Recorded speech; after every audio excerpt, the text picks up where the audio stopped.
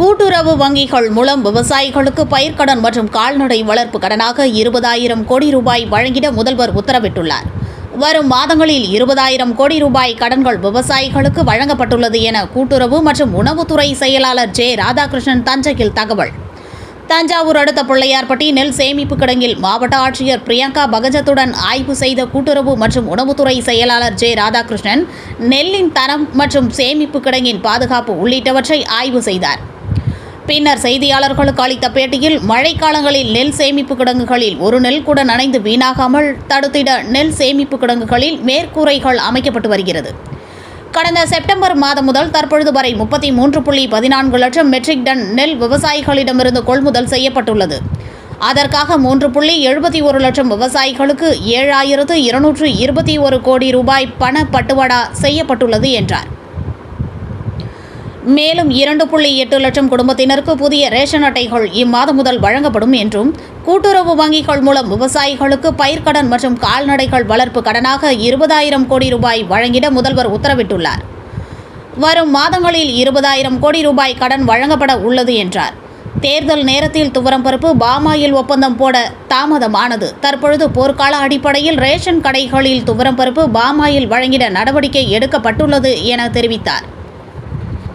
அதில் குறிப்பாக என்னன்னாக்கா இந்த ஆண்டு நமக்கு வந்து கூட்டுறவுத்துறை மூலமாக இலக்கு படிப்படியாக 2021-22 10,292 கோடி கடன் கொடுத்தது விவசாயிகளுக்கு. கூட்டுறவு வந்து ரொம்ப முக்கியமான ஒரு கேப் ஃபில்லிங் அப்ரோச்சாக இருக்கும். அது 13,442 அதுக்கு அடுத்த ஆண்டாச்சு 22-21 23-24 வரலாற்றில் இல்லாத அளவுக்கு 15,542 கோடி 18.36 லட்சம் விவசாயிகளுக்கு போச்சு. அந்த வகையில் இந்த ஆண்டு முதலமைச்சர் வந்து 16,500 கோடி கடன் வந்து ரூபாய் கடன் கூட்டுறவு மூலமாக விவசாயிகளுக்கு செல்ல வேண்டும். அது மட்டும் இல்லாமல் கால்நடைக்கு வந்து 2,500 கோடி கடன் செல்ல வேண்டும். அதே மாதிரி மீடியம் டர்ன் கடன் சுமார் 1,090 கோடி செல்ல வேண்டும் என்ற இலக்கு கொடுத்துருக்காங்க. இது வரைக்கும் இப்போ ஆக்சுவல் சீசன் இப்போ தான் ஸ்டார்ட் ஆக போகிறது.